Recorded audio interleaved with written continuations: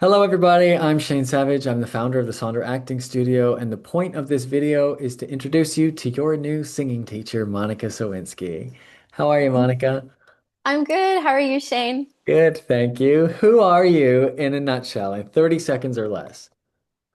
I always find this question hard to answer, but in a nutshell, I guess I would say I am a Polish Canadian classically trained soprano, but I love singing in other styles as well. I love exploring musical theater and pop in my free time. And a big part of my life is being a singing teacher, which I absolutely love and adore. I love being the one who gets to teach people about how their voice works and encourage them and empower them to use their voice in fun new ways. So I think that would sum me up. Nice. What's your favorite food? My favorite food, probably sushi. Oh, nice. Good choice. Yep. Very good I'm choice. almost always in the mood for sushi if I'm Nice. going out for food. So from your perspective as a singing teacher, why is it important that actors train their voices? Actors can really benefit from voice training because when we just speak, we're only scratching the surface of what our voice is capable of. There's so much more to the voice than just being in chest voice where our speaking voice lives, and the voice is one whole system. So if we want one part of our voice to work well, we need to train all of it because it all speaks to one another. And when you train your voice in like a singing context, you train it in so many different ways that just make your voice so much more flexible, more just more available to you. You realize how much more of your voice is there that you haven't been using that could open up different colors for you, as far as character voices that you might want to play with. So it's so important because you learn how to not only use the voice in lots of different ways, but how to take care of your voice as well, which is extremely important as far as longevity and sustainability go. So anyone who uses their voice professionally needs to know how to take care of the voice. So Mhm. you learn all of that in a really fun way, which is, I think, is the best part. Singing is so fun. Mhm. I love that. It is really, really fun. I always teach that we must have the strength and the flexibility to embody various life conditions with voice, with body, with mind, with heart. We need all of that. And so I love that we have a singing teacher on our faculty that can help actors learn how to play their instrument so that they can discover that strength and flexibility, like what you were talking about. Yeah. Yeah, I'm constantly teaching actors that we need to be so aware that the artist's habits don't become the character's habits. And so Hmm. by training and really understanding how to play the instrument, actors are able to understand and make choices as to the quality of their sound, or if there's a vocal affectation for a certain character, it's not their vocal limitations are not imposed upon their character. They're able to make choices from a neutral place. Yeah, and become aware of what those habits are because a lot of the times we don't even realize we're doing something that could Yeah. potentially not be great for our voice. So learning what those are, becoming more aware of how your voice feels, what you're Mhm. actually doing with your voice, and then you can make those conscious choices really easily and make those changes like on the spot. So Yeah. that's a big. What are some of those common habits that you think people are unaware of? Definitely vocal fry, which I know we talk about a lot, where you don't support your voice enough and you sit in that really low, crackly place. Mhm. We don't want to speak from vocal fry all the time. It is not great for the voice. We can't project there. And it's just not a sustainable sound to be using. So that's probably a really big one. Another one is throat clearing. That's something I had to become aware of. My voice teacher when I was in college kept saying like you need to stop clearing your throat. Did you know you're clearing your throat so much? And I didn't even realize I was doing it. So then I started to notice it constantly, and I was like, okay, I need to stop. This is a problem because it's when your vocal folds are basically smacking each other really hard, and over time that can create a lot of irritation. So we don't want to get into the habit of doing that all the time. Mhm. Instead, we'd want to have some water or do what's called the hard swallow, where we put our chin down and just swallow a little bit harder than we normally would. But also just drinking lots of water so that you don't have that sticky mucus in your throat all the time. These are things we can do to minimize the urge to clear, but just simply being aware has helped me so much because now I know if I'm doing it or not. Mm. So I would say those are the two big ones that Nice. people over like don't know they're doing or that they know, but it's hard to stop. Right. I mean, free lesson. Thanks. That was Yeah, great. yeah. What would you say your specialty is as a teacher? Hmm. I I think there's a couple things I think make me unique when I'm teaching singing. One of them being I love voice science and it can be very confusing sometimes.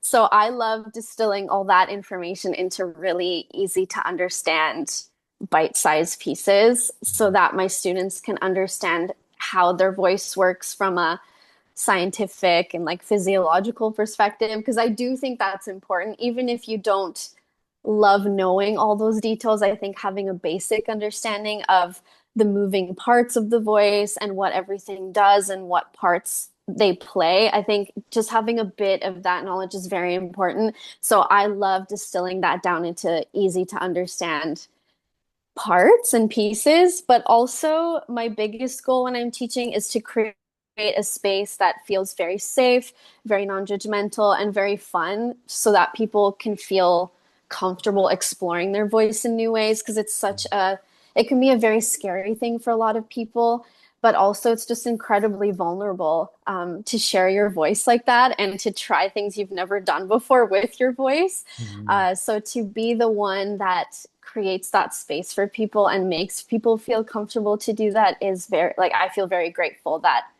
people feel that with me. So I think that's a big part of what makes my teaching special. Yeah. And I've had students tell me that they feel really comfortable and safe, so that means the world to me.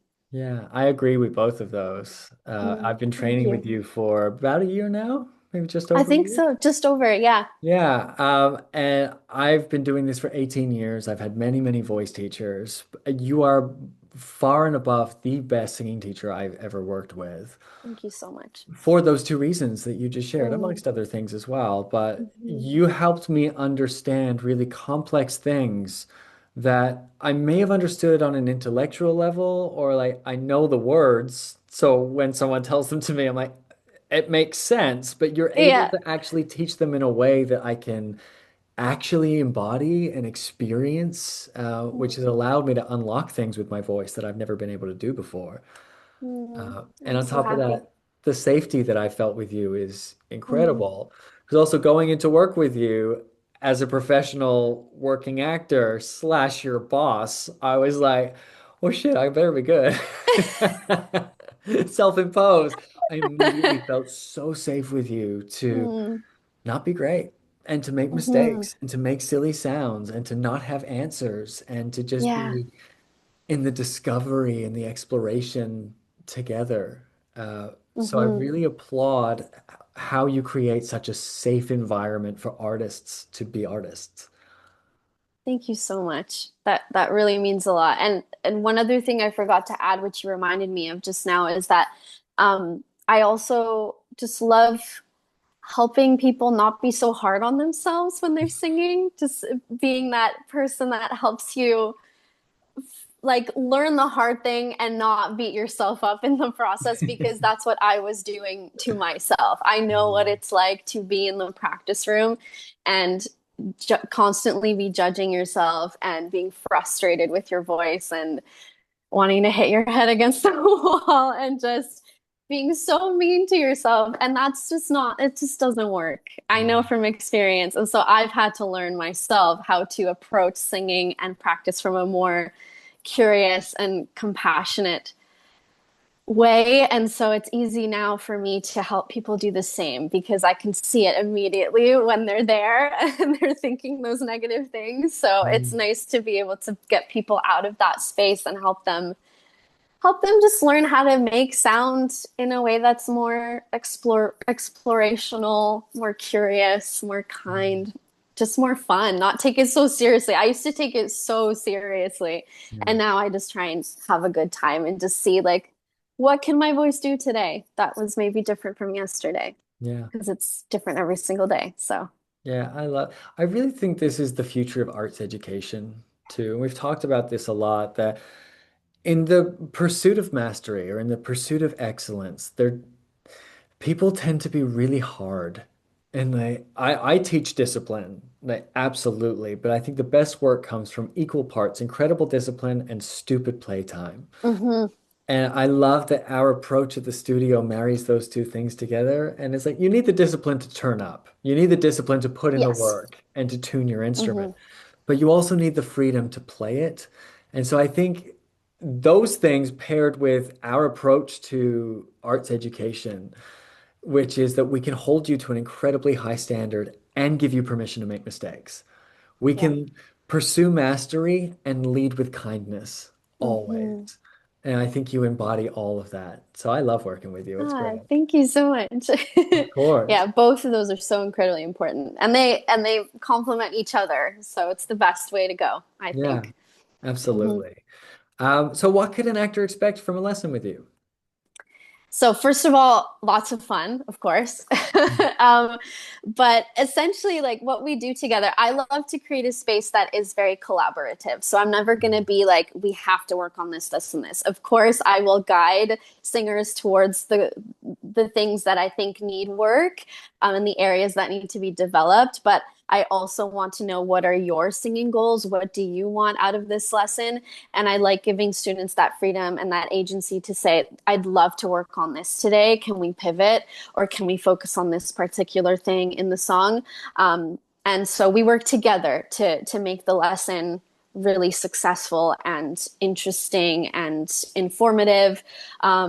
And usually, what we do is we spend half the lesson on things like vocal warm ups and exercises, breathing exercises, all the things you need to cultivate a nice little toolbox so that you know how to warm up the voice, you know how to exercise the muscles, you know how to take care of your voice day to day. And we work on all those kind of weaker areas that need tuning because the voice is the muscle that needs to be exercised daily. And then the second half of the lesson, we spend time working on a song.